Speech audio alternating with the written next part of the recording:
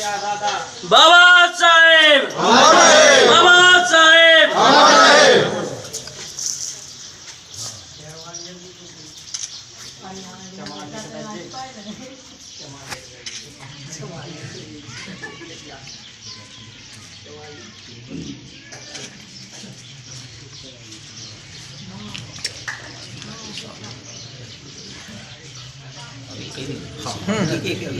ये तो ठीक है। वो तो कैंडल जला दे, कैंडल फूल चढ़ा दो जनाब। हाँ वो बहन कोई खाली कोई थाला ही में जमा ना पड़ वो जल तो हाँ हाँ हाँ वो तो जल गई। कोई बात नहीं।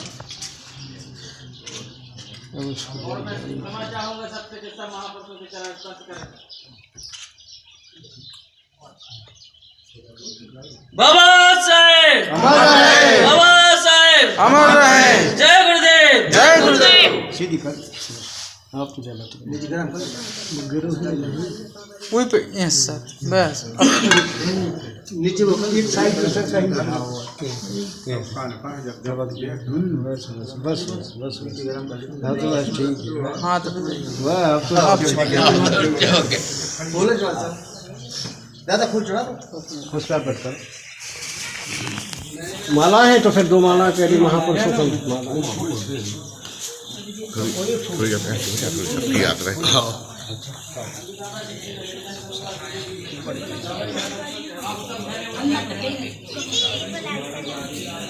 लाइट ये नहीं है, लाइट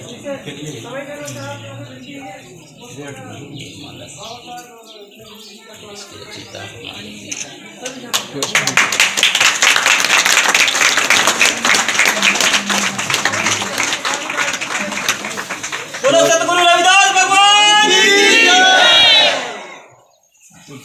बाबा साहब की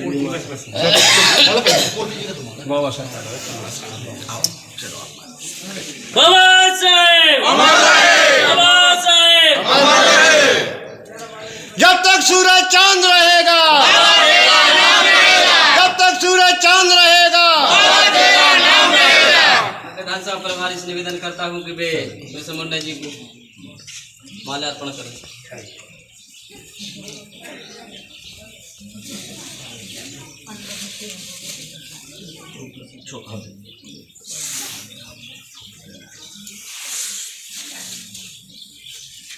चलो आराम से। क्रांतिवीर बिरसा मुंडा अमर है, क्रांतिवीर बिरसा मुंडा अमर है। बहुत बढ़िया है।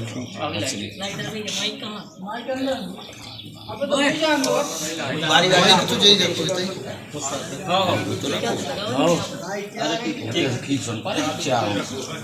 मुनाफा है तो हमारे तो असली मुनाफा जैसे चल मुनाफा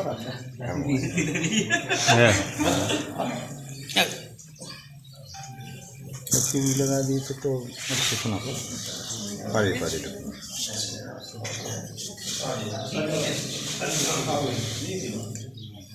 आप और सब जने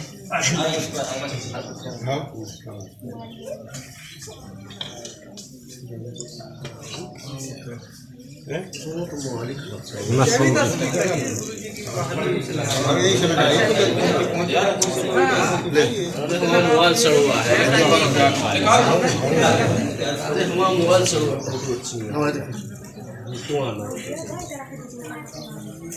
ले लूँ ले ले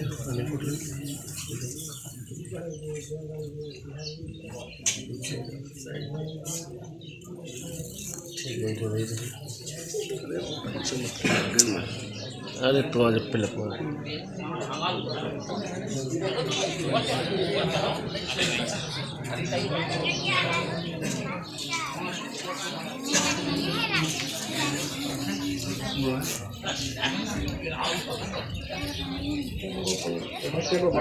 समाज जा सकता है।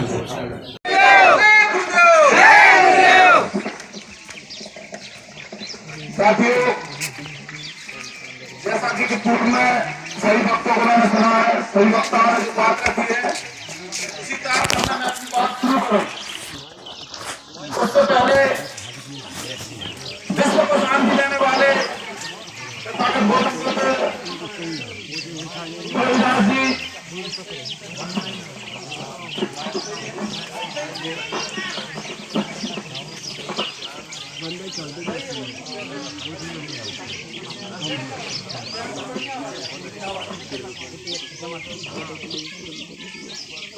संत शिरोमणि गुरु रविदास जी के चरणों में नमन करते हुए विश्वरत्न बोधिसत्व बाबा साहब अम्बेडकर जी के चरणों में नमन करते हुए शिक्षा के अपूर्व महात्मा ज्योतिबा फुले, शिक्षा की देवी माता सावित्रीबाई फुले, माता महात्मा शेर, करोड़ों करोड़ों आदिवासियों के जननायक भगवान बिरसा मुंडा जी के चरणों में नमन करते हुए करोड़ों बहुजन समाज को जगाने वाले हमारे रहबर, हमारे गुरु मान्यवर कांशीराम साहब के चरणों में नमन करते हुए और आज जिसमें आज रैली कही जाने वाली हमारी सांसद कुमारी शैली बहुजन समाज पार्टी की राष्ट्रीय अध्यक्ष बहन कुमारी मायावती जी के चरणों में नमन करते हुए और आज इस कार्यक्रम के मुख्य अतिथि हमारे माननीय परमादरणीय इंजीनियर गोवर्धन राज जी, हमारे बड़े भाई जिला महासचिव रजिकरण जी, हमारे बीच में आए आदिवासी समाज का नेतृत्व करने वाले हमारे भाई श्रीकांत बोरते जी, उनको भी क्रांतिकारी सल्यूट करता हूँ और निवेदन करता हूँ आप सभी से कि उनकी ये जोरदार तालियों से स्वागत करें। अभिनंदन है साथियों। इसी कड़ी में सबसे ज्यादा मेहनत करने वाले मनगौर की भर्ती में हमारे बीच में उपस्थित भगवान दास जी और उनके सभी सहयोग साथ में हमारे बीच में बैठी विभिन्न गांव से आए हमारे छोटे भाई, हमारे परिस्थितिजन, हमारे संत महात्मा जिन्होंने समाज के लिए कुर्बानी दी और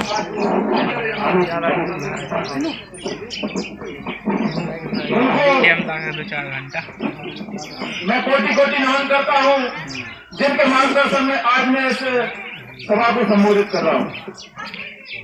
आइए साथियों, मैं अपनी बात रखूं उससे पहले बोरते जी की बात को मैं जरूर दोहराऊंगा।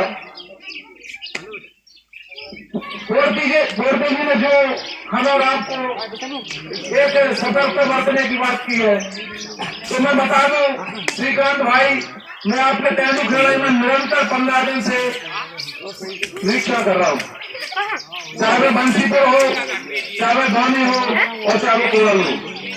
मेरे पास उनके हेलीकॉप्टरों की फोटो वीडियो सब उपस्थित है। तो ये बात सही है कि ये हेलीकॉप्टर नहीं है हमारे ऊपर संकट मंडरा है, तो उसके लिए हम आपके साथ में हैं और पूरी बहुजन समाज पार्टी आपके साथ में है। तो आप बिल्कुल भी न सोचें कि बहुजन समाज पार्टी सिर्फ एक जाति एक वर्ग के लिए हो।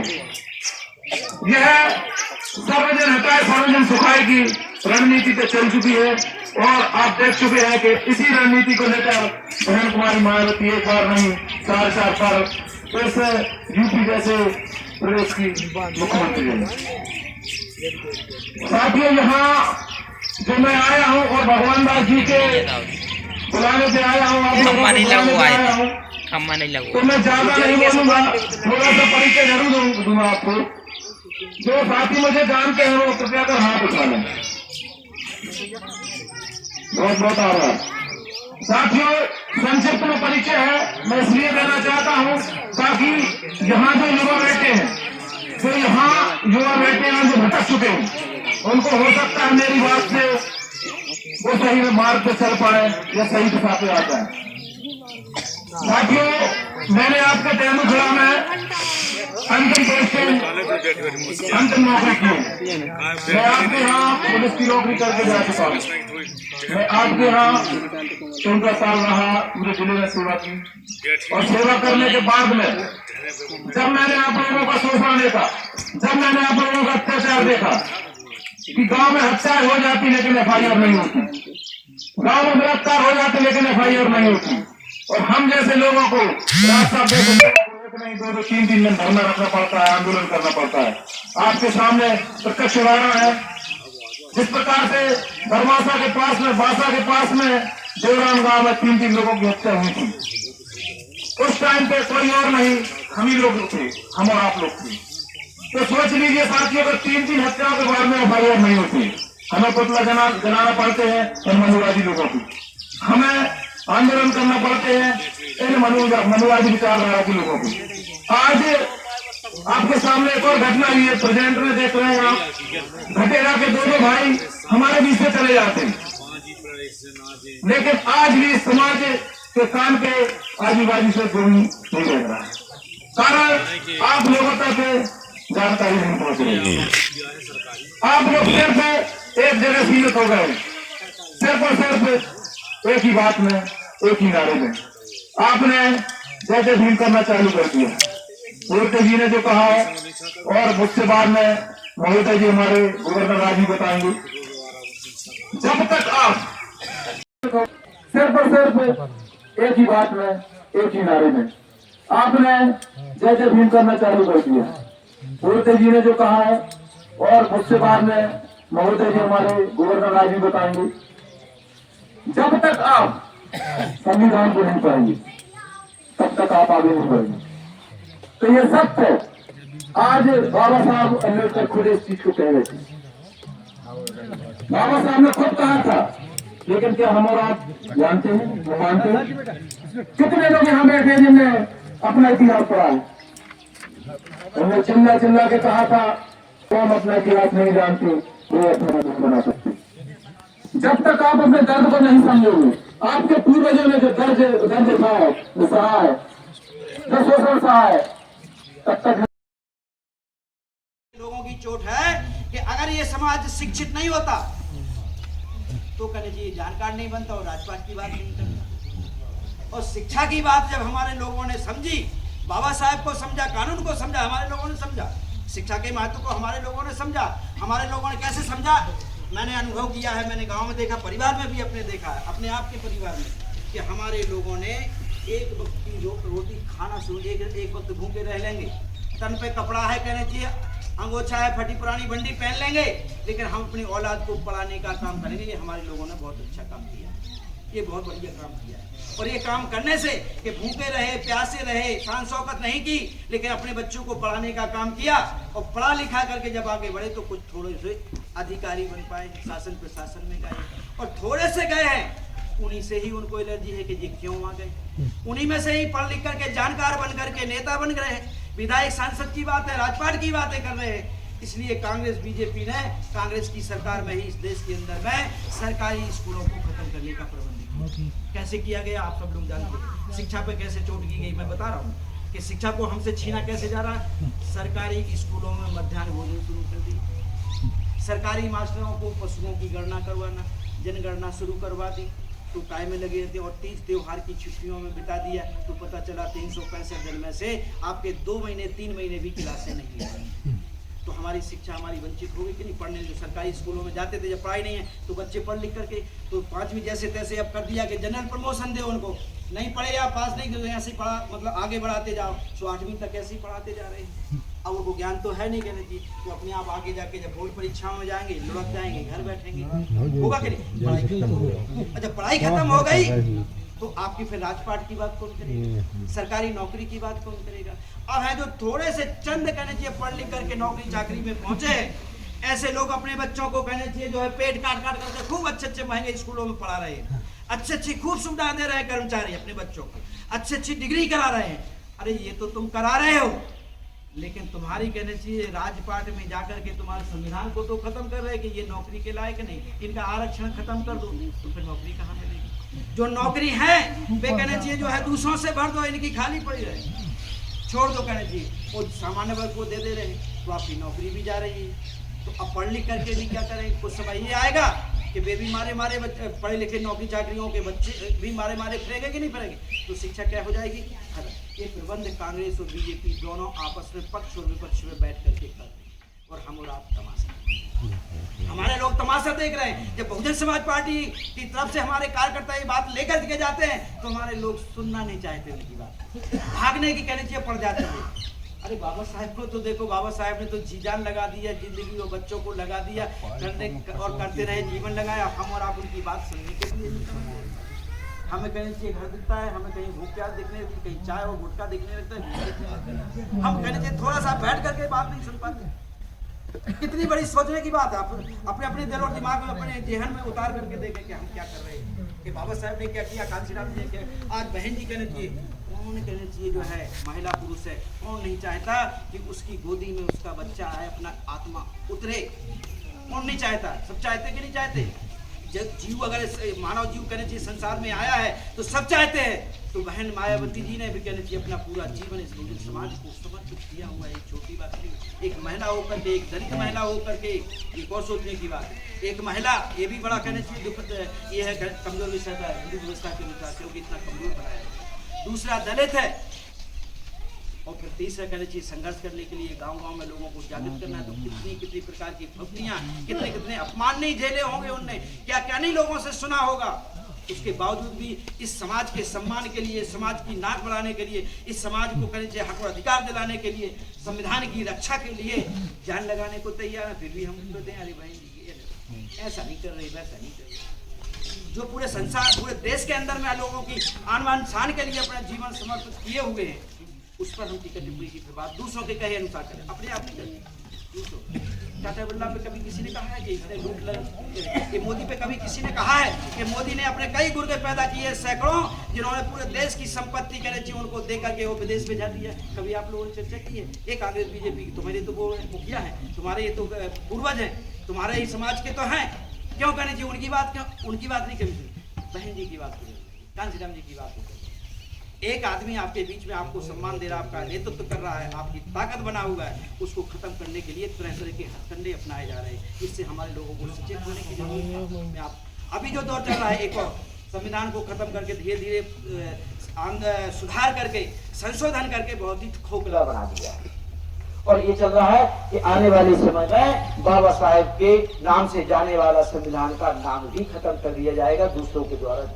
अब ये तैयारी है, अब ये पंचमी की कोई ये अभी आएगी कोई त्योहार, बसंत पंचमी कुंभ वाले में है ना, हिंदू राष्ट्र कुंभ में अभी ये 4-5 तारीख में चलाएगा। पूरे देश के जितने ये पंडा पुजारी हैं, इन्होंने नया संविधान बना लिया, कांग्रेस बीजेपी सब ने मिलकर के बाबा साहेब के लिए उस संविधान को खत्म करके इस देश के अंदर में मनु का कानून लागू किया जाए। कौन सा मनु का कानून? जिसमें कहना चाहिए हमारे इस मूल वासिंदे को, इस देश के मूल निवासियों को पढ़ने का अधिकार नहीं है, जिनको कपड़े पहनने का अधिकार नहीं था, जिनकी माताओं बहनों को नौकरी चाकरी में जाने का अधिकार नहीं था, जिनको मानवता का अधिकार मिला हुआ है, कहने चाहिए जानवर से खराब समझा जाता था, यहाँ तक कि कहने चाहिए गोबर टट्टी को कहने चाहिए महत्व है, हम इंसान को नहीं है।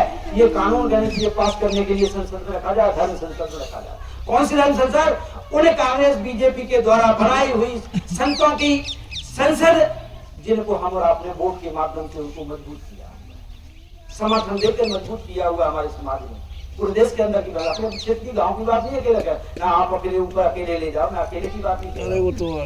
ये इस अभी होने वाला है, अभी रखने वाले हैं, तो ये सोचने की बात है, ये हमारे लोगों को सोचने की बात है कि हम लोग जब मानव कांशीराम जी बहुजन समाज पार्टी देश के अंदर में पवित्र मूवमेंट, महापुरुषों का, संतों का विचारों को, पवित्र विचारों को ला करके समाज में फैला रहे, उसको कहने चाहिए अपवित्र और कमजोर करने में लगे हुए हमारे ही लोग, जो अभी बीच हमारे सम्मानित लोग बोल रहे थे कि हमारे ही लोग ही कमजोर करने में लगे। अभी कहने चाहिए जो है हर साल में कहने चाहिए बाबा साहब ने व्यवस्था दी कि 5 साल में चुनाव होंगे। अभी वो कानून ला रहे हैं कि एक चुनाव, एक देश एक चुनाव की बात आई, आपको बार बार में चुनाव जाने से भी रोक दिया जाएगा, फिर क्या कर दोगे आप?